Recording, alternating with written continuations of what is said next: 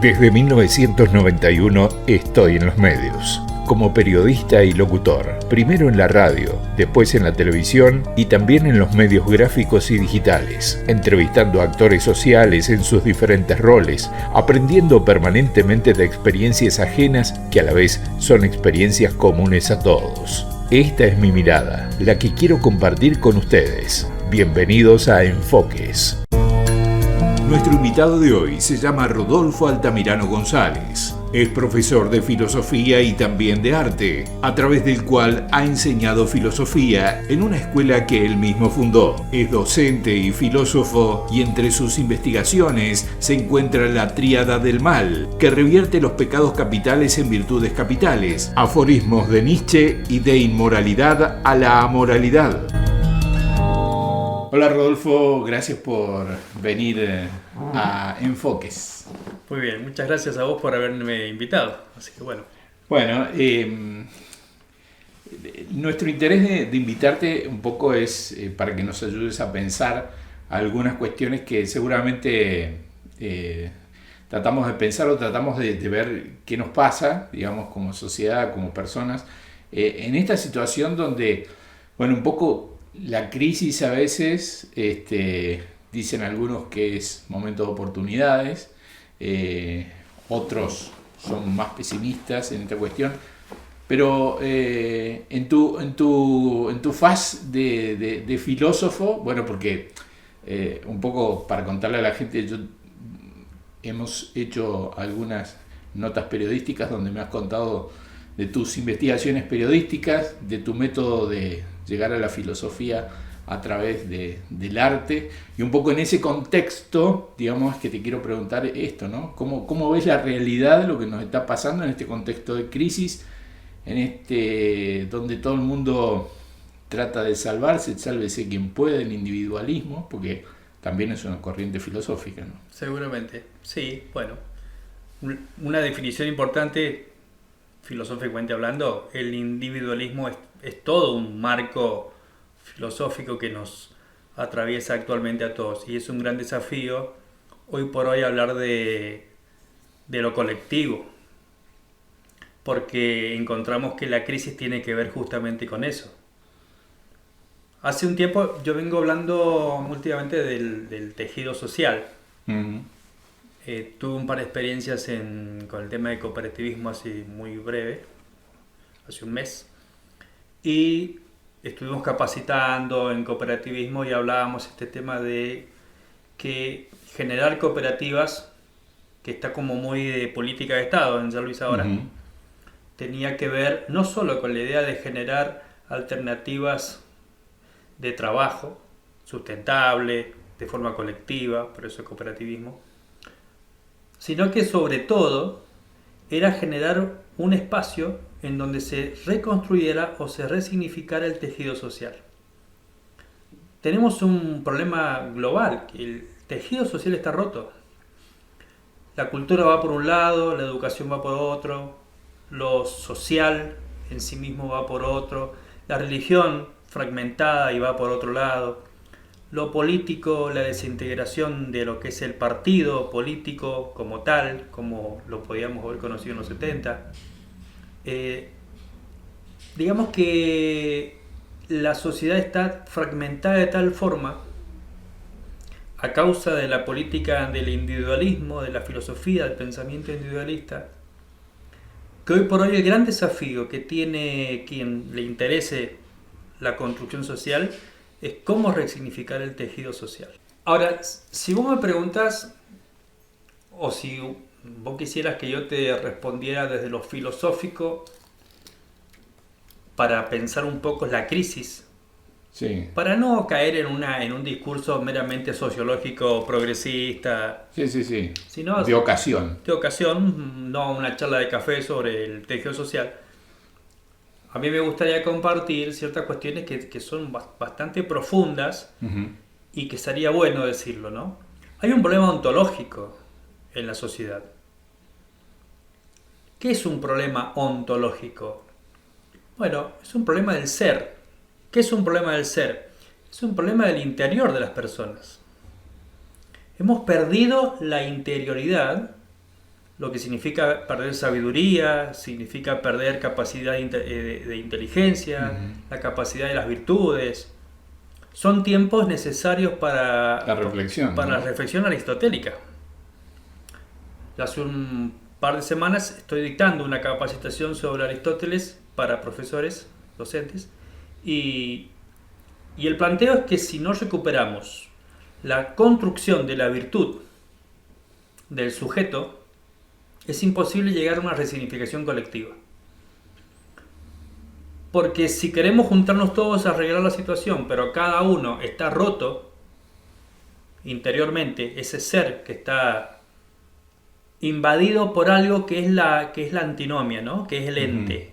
En filosofía nosotros tenemos ciertas categorías dicotómicas, ¿no? El ser, el ente, el accidente, la causa, el efecto. Sí. Bueno, acá hay una gran dicotomía que está jugando entre nosotros respecto a la crisis social global, regional. Es esta antinomia ser y ente, en donde el ente, como cosa, como algo, como un proceso de cosificación, nos está ganando. De tal forma de que perdemos cada vez más la profundidad del ser. Entonces es difícil hablar de estas cosas cuando la gente está pensando en el consumo, claro, por el consumo, ¿no? En llegar a fin de mes. Llegar a fin de mes. Que no, digo, a ver, tenemos que pensar que no podemos llegar a fin de mes.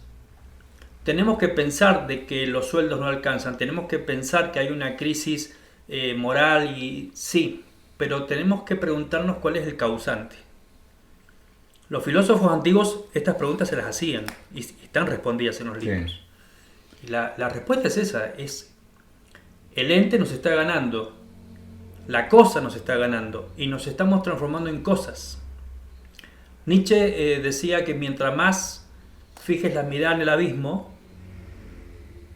te transformas en ese propio abismo. Y la gente hoy está ensimismada, la sociedad ensimismada en la cosa,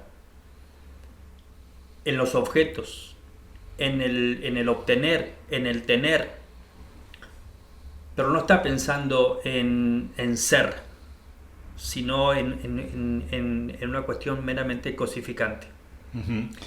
Para bajarlo, digamos, de los filósofos que está allá arriba sino trasladárselo a la gente común en la calle, ¿cómo deberíamos pensar y qué es lo que no estamos haciendo, digamos? Mira, sencillamente es esto, sí, que tenemos que pensar en ser mejores personas, en recuperar esa capacidad de ser buena persona, buen tipo. Ese buen tipo, esa buena persona que estaba en los 70, cuando el tejido social no estaba roto, nos llevaba a juntarnos, a relacionarnos, nos llevaba a compartir. Ahora estamos cerca de las fiestas, ¿no? Yo vengo de pueblos en donde nos juntábamos en las Navidades para el 20 de diciembre más o menos, y juntábamos las cuadras y nos juntábamos todos a comer, sí. Compartíamos, ¿no? Antes de la fiesta. Todo se ha perdido. Se ha perdido. Se ha perdido esta... En la propia familia nomás. Bueno, el celular, mientras la gente está almorzando, ¿cómo nos ha cosificado las cosas? Estamos hablando con alguien y estamos viendo qué sacarle al otro, qué podemos obtener, si tiene sentido o no tener alguna relación, porque quizás no tenga sentido porque no podemos sacarle nada. Claro. ¿No? Hablando en como vos me pedís, algo sencillo. Eso es la cosificación, sí. Y la pérdida del ontos, que es el ser, ¿no? Entonces, hay una serie una película que yo que la estoy promocionando mucho porque la verdad que es muy figurativa, muy ilustrativa, que se llama Feos. Está en Netflix. Es muy recomendable porque cuando vos ves esa película... Feos. Uh-huh. Y te das cuenta que esa es la realidad actual. Es la puja entre lo que es feo y lo que es bello, ¿no? Y parece ser que lo que es bello es mejor, pero te esclaviza. Porque tenés que estar de rodillas ante un estatus, sí. Que puede ser económico, puede ser meramente cultural, estético. Y que cambia además. Y que se transforma y cambia permanente, así que claro. Tenés que estar ahí al pie del cañón. Mientras que lo feo tiene más que ver con la propia libertad y con la vida de la naturaleza. Es más libre el feo. Claro. Entonces la pregunta es si realmente somos libres cuando estamos pensando permanentemente en la belleza, en la cosa, en el tener, en el obtener. Hablamos de libertad, pero en realidad estamos esclavos. Qué bueno esto, ¿no? Porque, digo, está de moda la palabra libertad, todo el mundo, ¿no? La libertad económica, la libertad, y en realidad la libertad es otra cosa. Exactamente. Los seres humanos vivimos en paradojas permanentes, en contradicciones permanentes. Lo bueno y no estamos hablando de política. Y acá, en este momento hablamos de política. Claro, digo, pero no de política partidaria o en contra de, sino que haciendo una reflexión en esto, en la paradoja, digamos, del propio ser humano, ¿no? Fíjate qué importante lo que acabas de decir vos cuando vos decís, estamos hablando de política. Aristóteles, cuando escribe la política o cuando escribe la ética Nicómaco, él está hablando de cómo hacer política. Sí. Y que tiene que ver con la felicidad, con la eudomonia. Digo eudomonia no porque quiero ser erudito y hablar distinto, ¿no? Sino porque es la verdadera palabra.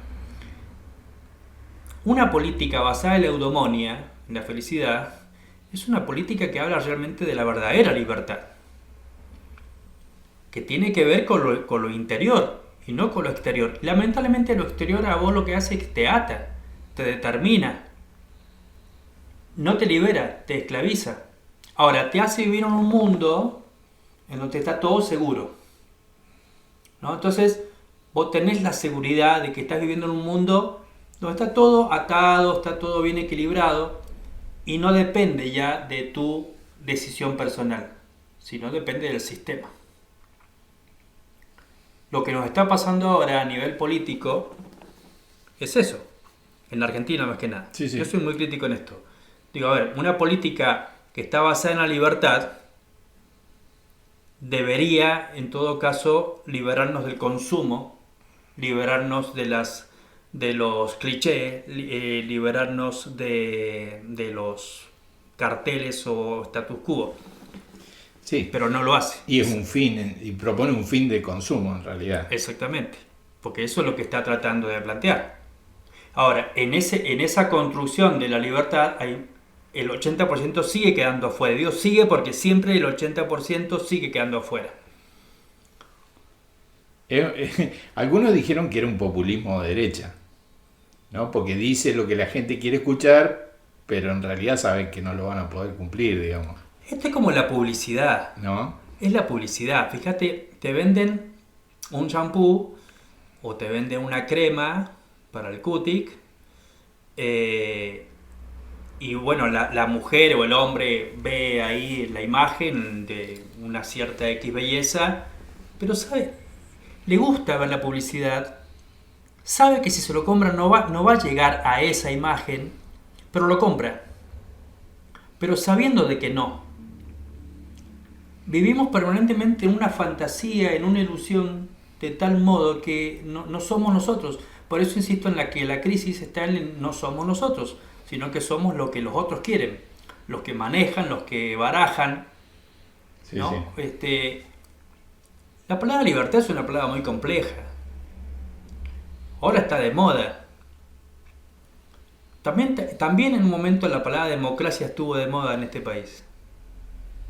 También es una palabra compleja.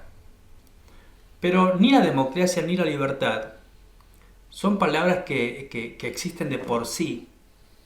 Porque en realidad hay un entramado de relaciones que no dejan claro quién realmente es libre.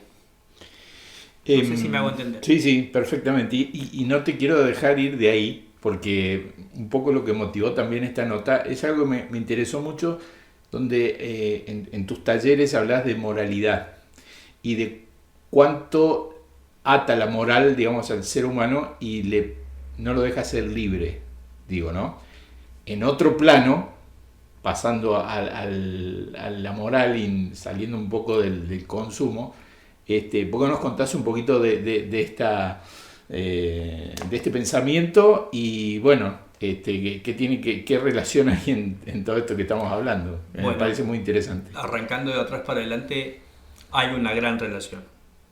Porque moral no tiene por qué tener que ver, o no tiene que ver con el mal y el bien, lo que está bien, lo que está mal.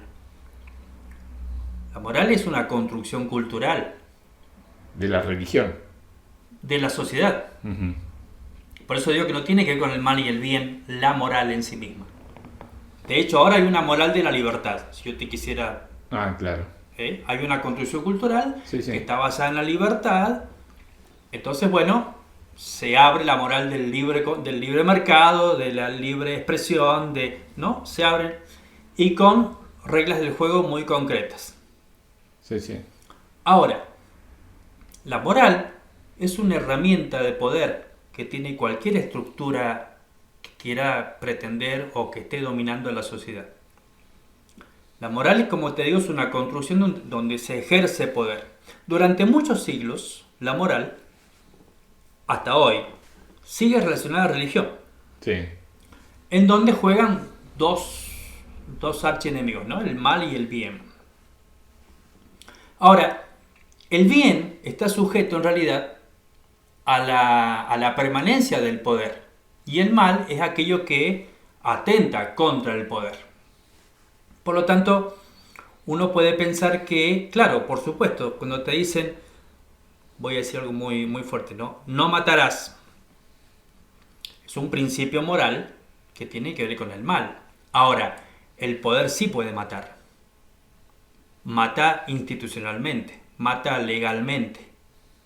Entonces, en la moral hay una doble moral. Depende de quién la ejerce. Depende de quién ejerce. Por ejemplo, Israel contra Palestina. La matanza de Israel contra los palestinos es legal, porque es un Estado. Ahora, Palestina, con Hamás y todo eso, más allá de que uno pueda estar no de acuerdo, sí, claro, es un terrorismo, porque no está institucionalizado. Es el mal. Es el mal.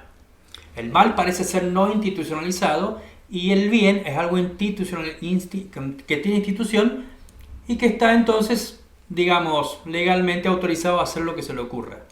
En ese marco está bien lo que haga. Como fue en un momento en este país sobre el tema del terrorismo de Estado. Sí. ¿No? ¿Qué fue lo que yo fui investigando respecto a la moral? Que terminó luego en un curso de capacitación que se llama La Tríada del Mal. Uh-huh. Y esa investigación sobre la moral es esto. Era poner en el tapete qué es el orgullo, qué es la soberbia y qué es el egoísmo. Esos tres son pecados. Son pecados. Volviendo al tema de cómo la moral construye, sí, ¿no? La moral occidental construyó todo un sistema de poder que hasta hoy nos alcanza y que está en la religión como en la política, en nuestras constituciones, organizaciones. Construyó tres pecados. Porque no se puede ser ingenuo de que viene un todopoderoso y que es el que dice esto es así. Los hombres nos sentamos y hacemos consensos y decimos esto debería ser así y esto es así. Pero bueno, a ver, volviendo. Soberbia, orgullo y egoísmo. Tres pecados capitales dentro del canon de la religión católica, más propiamente dicho. También el protestantismo lo tiene, por supuesto que sí. Pero es muy fuerte el catolicismo en la construcción política de Occidente. Cuando digo Occidente, Europa hacia Latinoamérica, ¿no? Sí, sí. La soberbia... De hecho, estamos sobre una fecha súper discutible del 12 de octubre. Exactamente. ¿No? Bueno, estamos justamente estamos acá, a días de una mentira occidental. A ver... Que se sigue discutiendo hasta el día de hoy, perdón, ¿no? Sin entrar en el tema, digo, he visto hoy, por ejemplo, unos afiches en España donde hablan justamente de esto, ¿no? Que niegan el tema y reivindican la colonización y la conquista. Lo que pasa es que si ellos, digo, está bueno extendernos en eso que decís vos, si ellos aceptan de que fue una invasión, de que fue un exterminio, de que fue el robo sistemático de nuestros minerales, una vez Galeano dijo que España nos debería en oro el peso de toda América. ¿No? Sí, Inglaterra también. ¿No? Inglaterra, ¿no? Holanda. Holanda, Portugal, etc. Deberían devolvernos todo eso en plata. Sí. Así que no pueden ellos decir sí, nos equivocamos. Sí, claro. Sería terrible para ellos. Sí. Como para los británicos decir que sí, nos equivocamos con Malvinas. Sí. Es lo mismo, no pueden decirlo. Pero todo eso que acabas de decir está sustentado en la moral. La moral ayuda a que el poder crezca. Entonces, a ver, la soberbia, el orgullo y el egoísmo son 3 pecados capitales que plantean un estar de rodilla frente al poder. Es decir, si uno tiene un pensamiento propio y lo quiere expresar y uno se lo ha ganado y uno quiere decir yo soy esto, es como que te dicen sos un soberbio, qué orgulloso. Si te llegan a juzgar sobre algo que no te corresponde, serías un orgulloso. Si uno tiene algo, una riqueza personal propia, y uno quiere o no compartirla y sabe dónde o no, sería un egoísta. Es decir que para el sistema, una persona que quiera o no compartir, que diga lo que realmente es y cómo se lo ganó, y es un pecador. Porque el sistema no necesita gente que se declare empoderada. El sistema necesita gente que esté de rodillas. El pecado fue creado para arrodillar a las personas. Esto es lo que yo planteo en la investigación. El pecado, la moral, estas categorías de soberbia, orgullo, egoísmo, en realidad tienen como un antónimo, una antinomia, que yo le voy diciendo así, ¿no? El soberbio es la virtud, pero el arrogante, en todo caso, sería el pecador. Porque el arrogante es el que se dice que sabe algo pero que no es nada. Claro. ¿No? Se arroga de algo que no le pertenece. En cambio el soberbio dice lo que realmente es él. Y se lo ganó. Y lo tiene por propio mérito. Bueno, el orgulloso como antinomia, como contrario, es la persona con la pobre humildad o la humildad falsa. Aquellas personas que dicen, sí, bueno, yo soy esto, yo soy aquello, pero en realidad por detrás tuyo, construyen mundos en donde te terminan haciendo daño. Cada pecado capital, en esto que yo planteo, tiene su antinomia. Yo lo que trato es salvar al orgulloso, al egoísta y al soberbio. Lo trato de salvar y ponerlo en su lugar, en donde tiene que estar. Como aquellas justamente personas que de alguna manera se enfrentan al poder y el poder no necesita de este tipo de personas. Uno en la historia encuentra, por ejemplo, Juana de Arco. Uno puede encontrar a Carlos Marx, uno puede encontrar a Nietzsche, como gente que se impuso ante el poder y no le importó ser catalogados de soberbios, orgullosos y egoístas.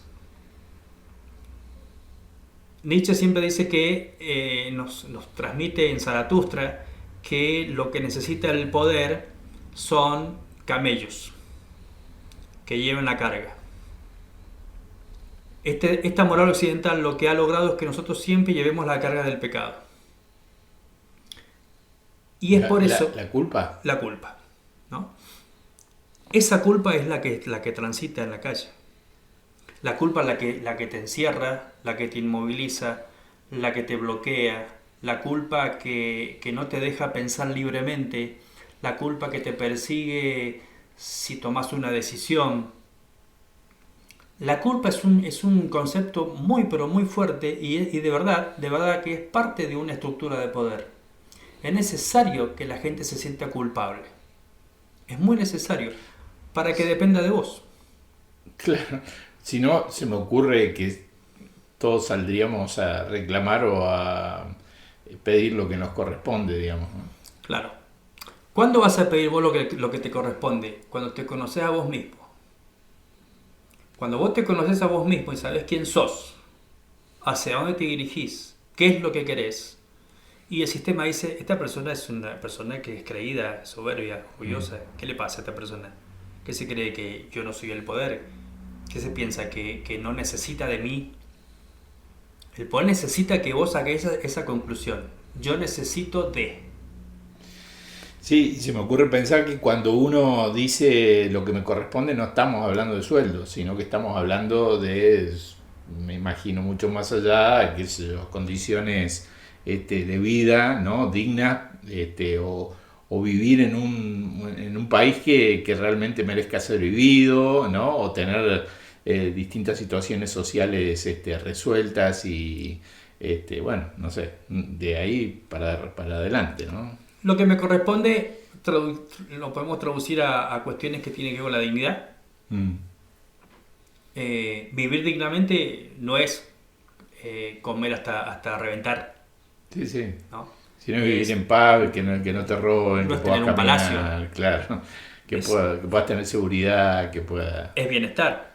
Sí. Bienestar, seguridad, es un buen alimento, es un entretenimiento, esparcimiento. Es lo que nos corresponde como seres humanos. Poder razonar, pensar y decir lo que queremos. También. Sin que el otro te censure. Tan importante como todo el resto, ¿no? Que en eso engloba el tema de educación. Y por esa razón uno saca conclusiones de por qué la educación en este momento está siendo de alguna manera bombardeada. No solo acá.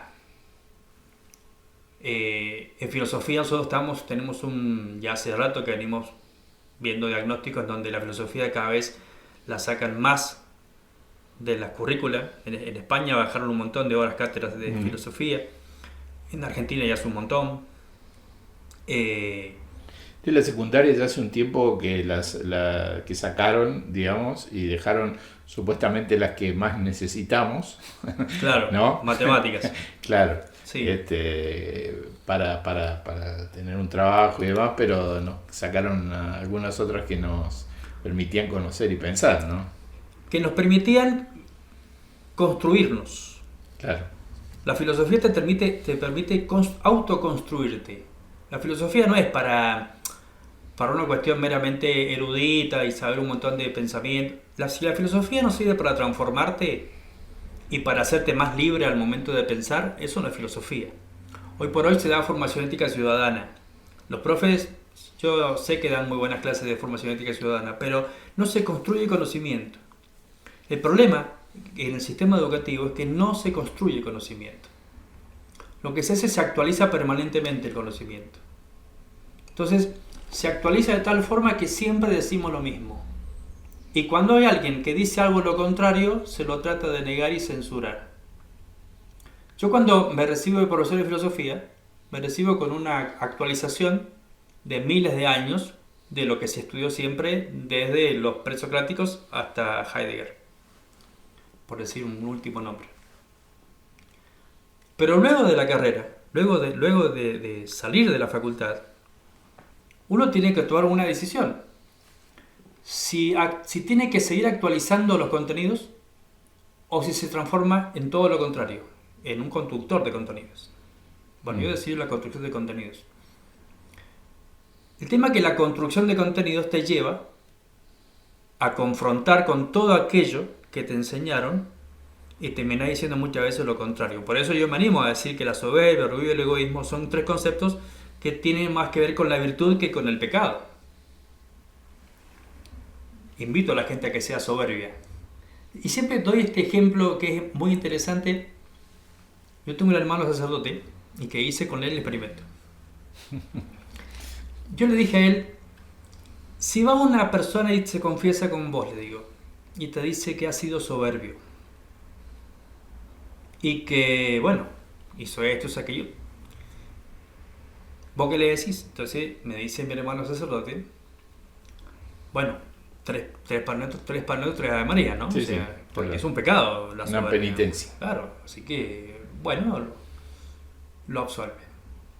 Ahora le dije, si viene otro día otra persona y te dice que ha pecado de empoderamiento, ¿vos qué le decís? Entonces él me dijo, no, pero está perfecto, ¿cómo no te vas a empoderar?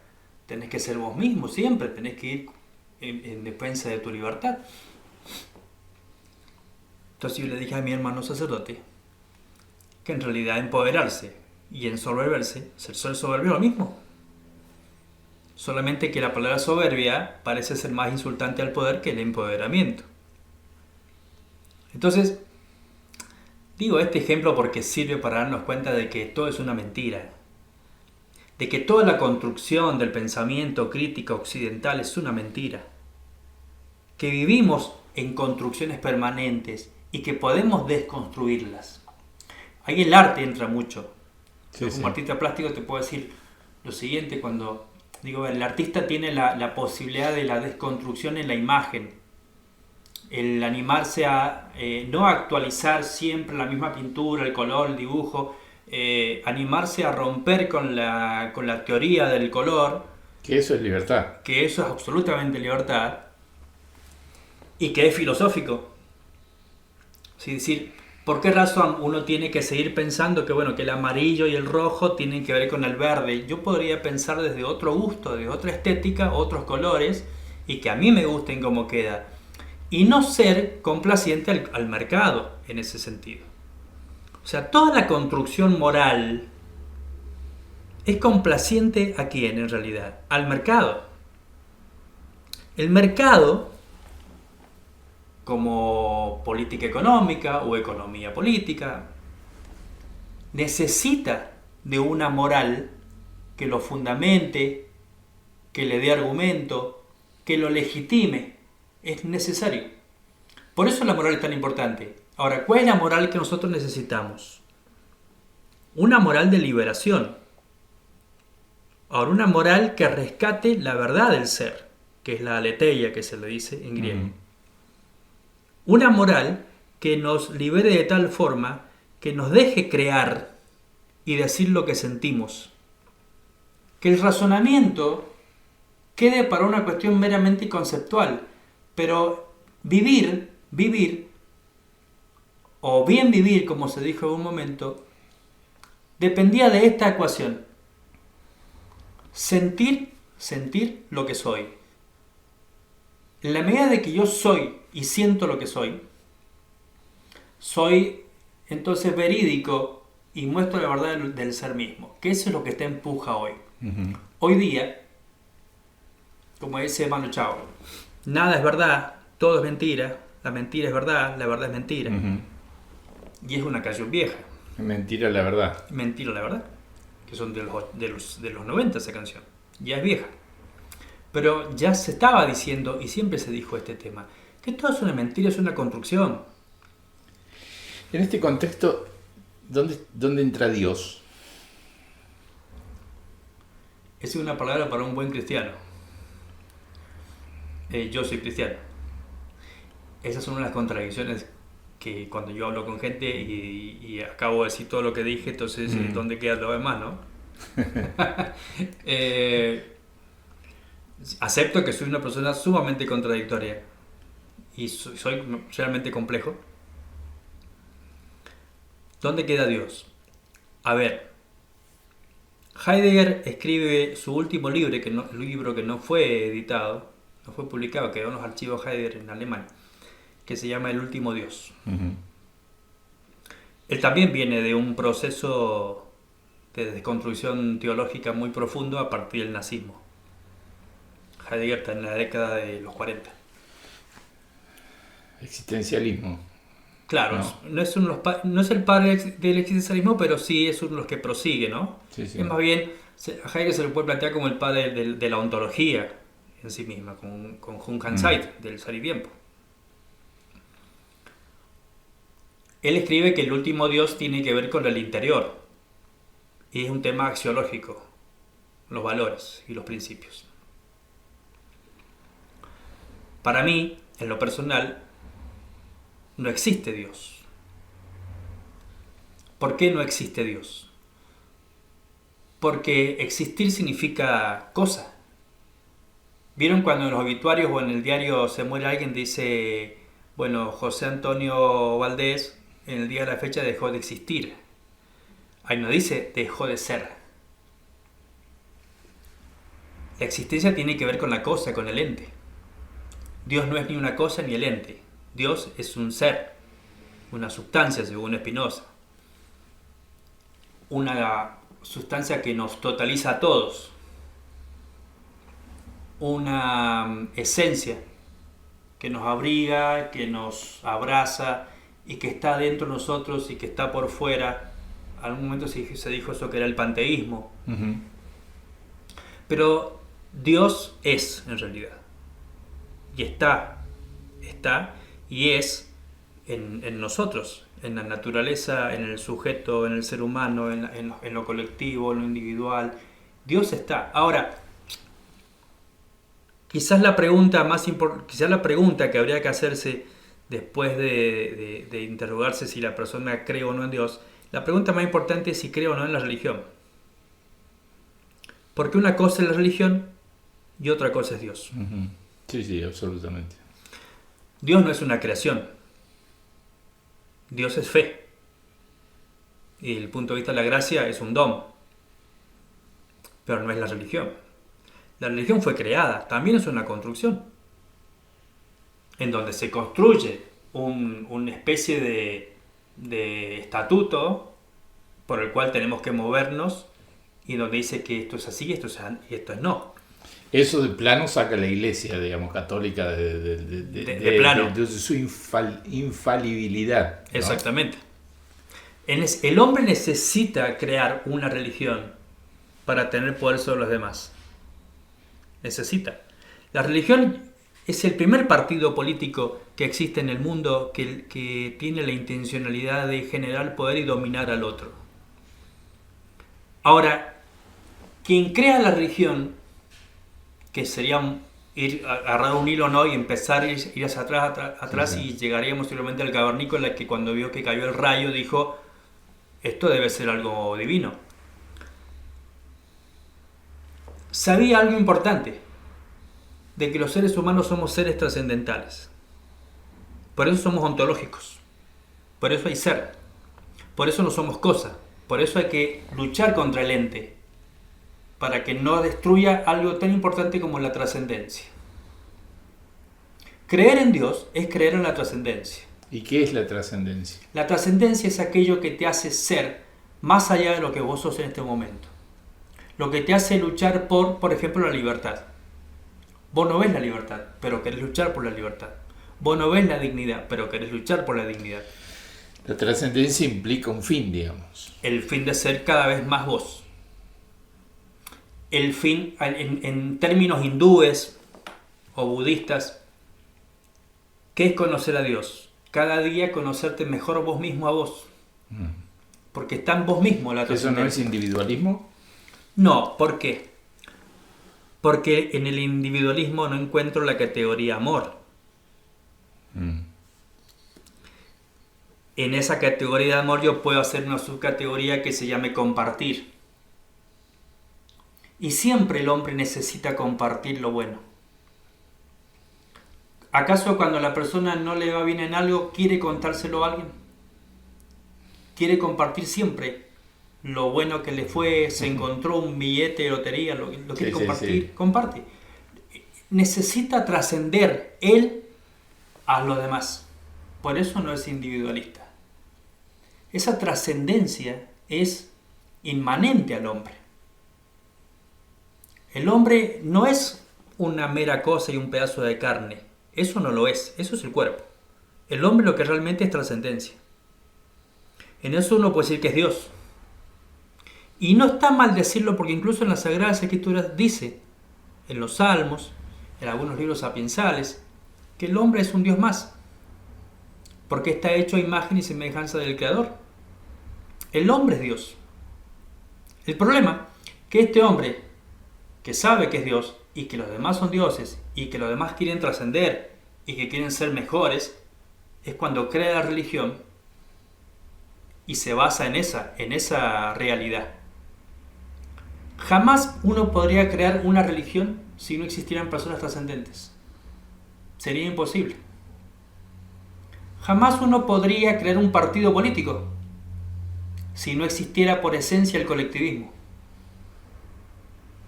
El tema es que el que lo crea, cuáles son las intenciones que tiene. Pero la trascendencia, fíjate qué importante, creer en Dios nos hace entender que somos seres trascendentes, con deseos de cada vez ser mejores en sí mismos, con el deseo de compartir, por lo tanto el deseo del colectivismo. Y esto como que responde a la primera pregunta cuando empezamos la entrevista. Vivimos en un mundo individualista. ¿Qué significa eso? Que hemos perdido la capacidad de trascendencia. Por eso nos cuesta compartir lo que somos y lo que tenemos y lo que queremos. Hemos perdido la capacidad de buscarnos a nosotros mismos. Cuando el hombre deja de creer en Dios, no en un Dios, en Dios, pierde esa capacidad de buscarse a sí mismo todo el tiempo. Pierde la capacidad de compartir con el otro. Pierde la capacidad colectiva. Y la sociedad se rompe. Cuando uno lee las Santas Escrituras, no importa cuál, si la cristiana o si el Corán o si lecturas propias de los brahmanes o los hindúes, siempre se habla sobre lo colectivo. Siempre, todo es colectivo. No hay individuo, hay colectivo. Y es interesante pensar que cómo es posible que nosotros, que creemos en Dios, que decimos creer en Dios, nos cueste tanto compartir con los demás, generar construcciones colectivas, no cerrarnos al otro.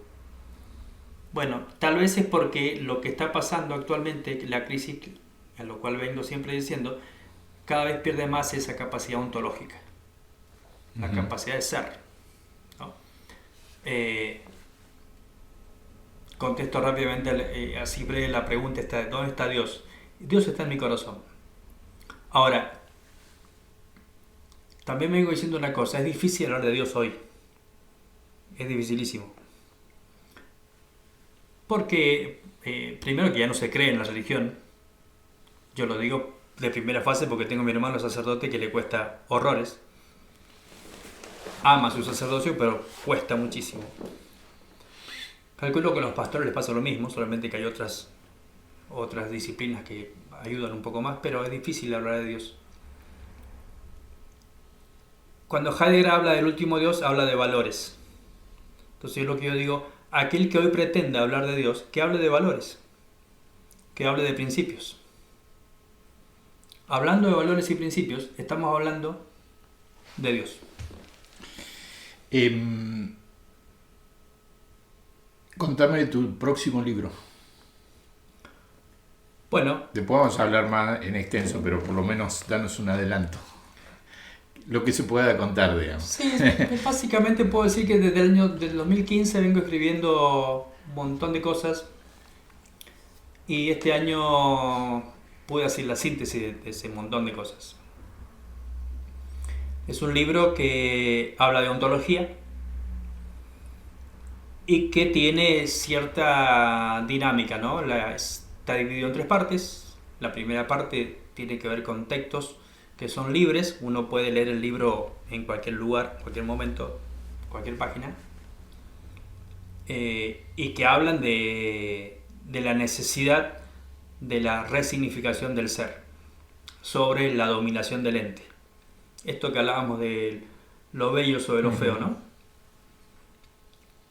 Luego tiene una segunda parte que habla de un llamado y una convocatoria a la construcción de un pensamiento crítico que se anime a desconstruir la moral occidental, no por elección a una moral oriental, sino por una resignificación de lo que realmente somos. Es un libro muy ontológico, así que por ahí hay que leerlo con cierta codificación de qué es el ente, qué es el ser. Y hay una tercera parte que tiene que ver con aforismos, que son frases que yo le digo son como chispazos de corriente para que la persona por ahí despierte. Y ahí hay digamos, frases como por ejemplo, o aforismos como por ejemplo, tú me preguntas de qué vivo y yo te respondo, de la gente que muere. Bueno, es un aforismo. Es un poco para pensar qué fue lo que quiso decir con esa frase, ¿no? Entonces las personas pueden reinterpretar un montón de cosas con esa frase. Sí, O sea, sí. ¿de qué vivo? De la gente que muere. Bueno, quizás sea un funebrero, quizás sea una persona que vive porque todo aquello que hace produce cierta muerte, ¿no? de las estructuras del otro y lo libera y uno vive con eso.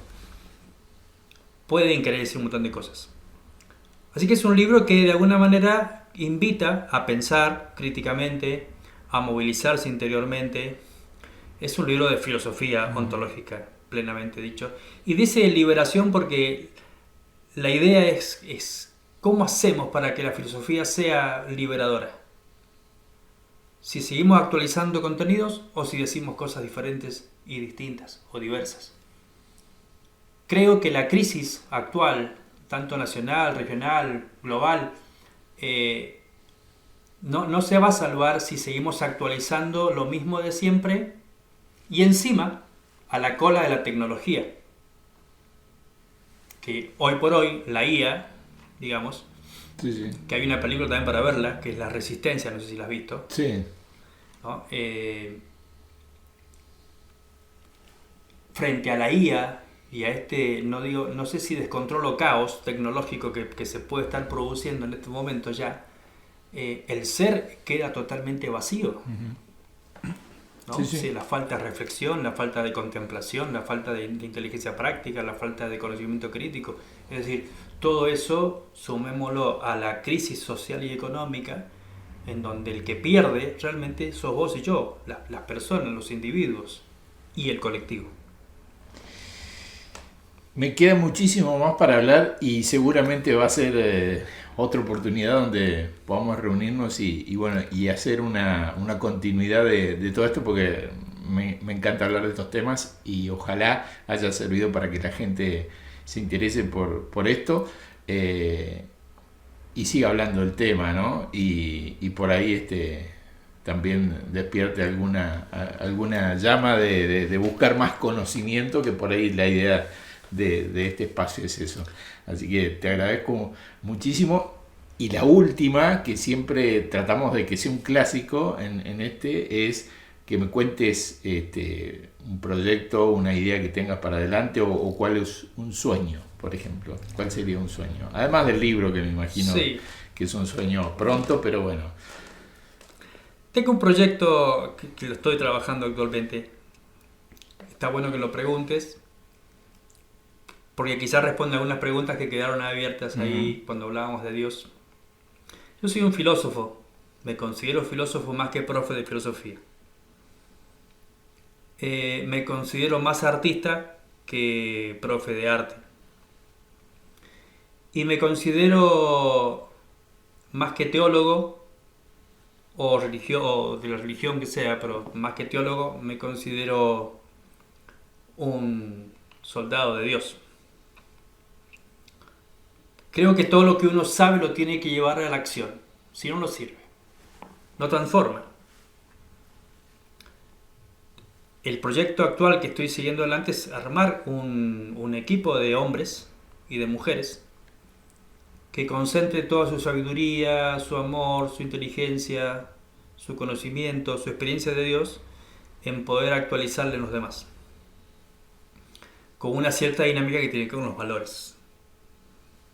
Queremos armar retiros espirituales donde la gente pueda recibir charlas que tienen que ver con la vida, con la sensibilidad, con la experiencia social y humana, en donde le haga un clic y se dé cuenta que solo no nos salvamos, de que tenemos que reunirnos de vuelta, de que hay que unirse, no solamente reunirse.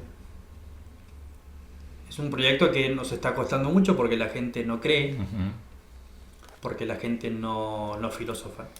Yo le quería decir a la gente lo siguiente, que si ha escuchado la entrevista y quizás ha sido un poco complicada en lo filosófico, es porque nos está costando un poco la filosofía explicarla y escucharla, porque es como cuando dejas de comer carne, ¿no? Durante mucho tiempo y te empezás a acostumbrar a comer comidas blanditas, cuando empezás a comer algo duro cuesta masticarlo.